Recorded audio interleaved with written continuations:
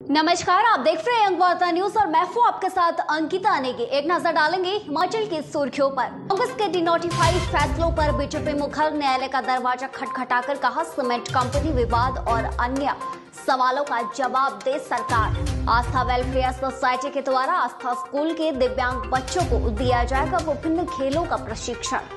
सूखे की चपेट में आए किसानों की फसलें, कृषि विभाग ने बचाव के संबंधित जानकारी किसानों से साझा की। जयराम ठाकुर पर सेवानिवृत्त कर्मचारियों को बेवकूफ बनाने का आरोप, नई सरकार से कॉर्पोरेट सेक्टर के सेवानिवृत्त कर्मचारियों को नई उम्मीदें।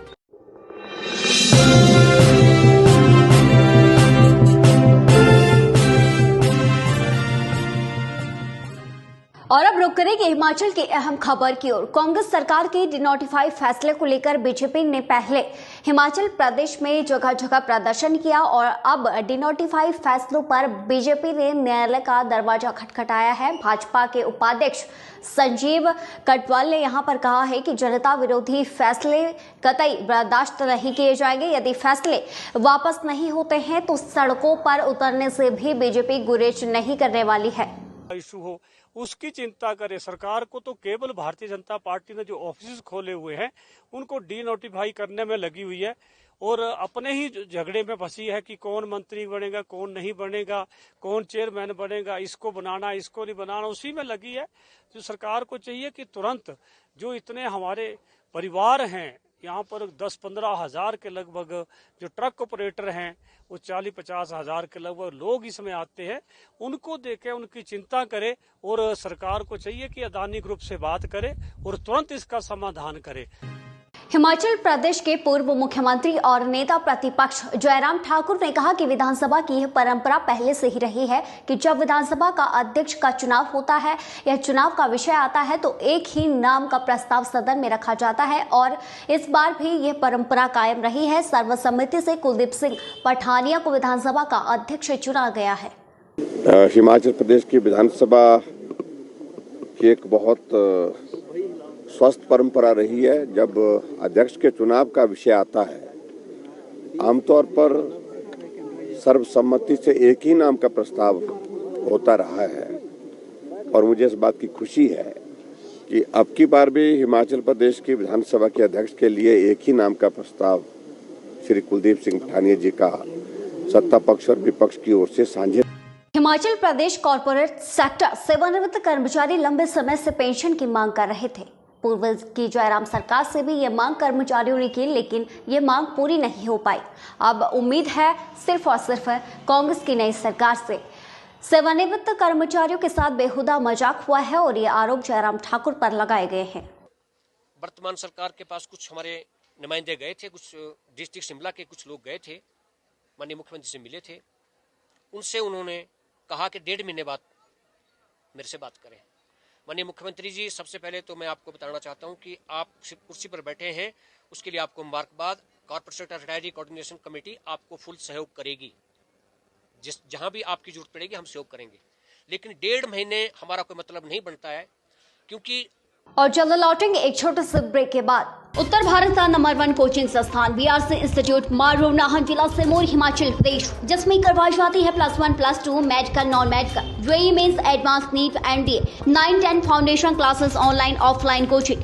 2021 के परिणाम में 12 स्टूडेंट्स नीट 8 जेईई मेंस और 2 स्टूडेंट्स ने एनडीए की परीक्षा उत्तीर्ण कर देश के अच्छे मेडिकल और इंजीनियरिंग कॉलेजों में एडमिशन ली है। पढ़ाई का गुड एनवायरमेंट स्टूडेंट्स के लिए बनाकर प्रॉपर काउंसलिंग की जाती है। ऑनलाइन ऑफलाइन टेस्ट सीरीज विजय विशेषज्ञों के द्वारा रेगुलर स्टडी मटेरियल दिया जाता है। ब्रेक के बाद स्वागत है। आस्था वेलफेयर सोसाइटी के द्वारा नाहन में आस्था स्कूल के दिव्यांग बच्चों के लिए स्पोर्ट्स एकेडमी की शुरुआत हुई है। चौगान मैदान में इन बच्चों को विभिन्न खेलों का प्रशिक्षण दिया जा रहा है, जिसके लिए प्रशिक्षक किरण तोमर ने कहा कि दिव्यांग बच्चों में खुशी का माहौल बना हुआ है। और हमने आस्था स्पेशल स्कूल नाहन में स्पोर्ट्स सेंटर खोला है। जब से ही हमारा स्पोर्ट्स सेंटर खुल रहा है तो हमारे बच्चे डेली आके यहाँ चौगान में स्पोर्ट्स एक्टिविटीज कर रहे हैं, जैसे कि रनिंग हो गया, बास्केटबॉल हो गया, जंपिंग हो गया।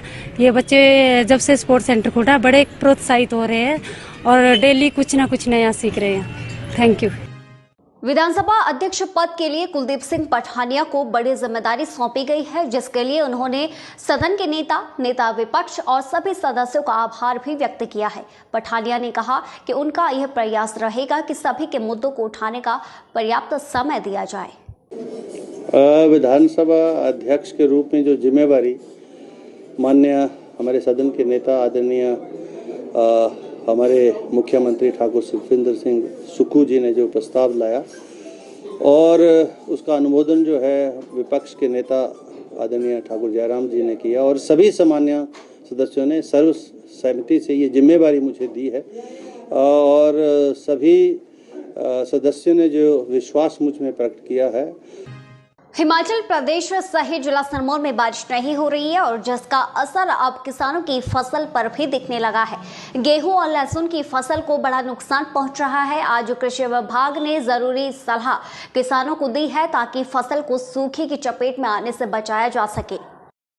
किसान भाइयों, जैसा कि आपको विदित है, अभी काफ़ी टाइम से एक ड्राई स्पेल चल रहा है, सूखे का एक मौसम चल रहा है। काफ़ी महीनों से बारिश नहीं हुई है। अभी हमारे पास जो गेहूं की फसल है, जहाँ पर सिंचाई अवेलेबल है, सिंचाई की सुविधा, वहाँ पर हल्की सिंचाई ज़रूर करें। और जिन लोगों ने प्राकृतिक तौर पर गेहूं या अन्य फसलें लगाई हैं, तो वो लोग आच्छादन का ज़रूर इस्तेमाल करें। जैसे लहसुन की जो फसल में अगर आप मल्चिंग अभी करते हैं तो उससे भी काफ़ी नमी उड़ने से बच जाती है और नमी मेंटेन रहती है और फसल को भी। आज के लिए फिलहाल इतना ही। जल्द लौटेंगे बड़ी खबर के साथ।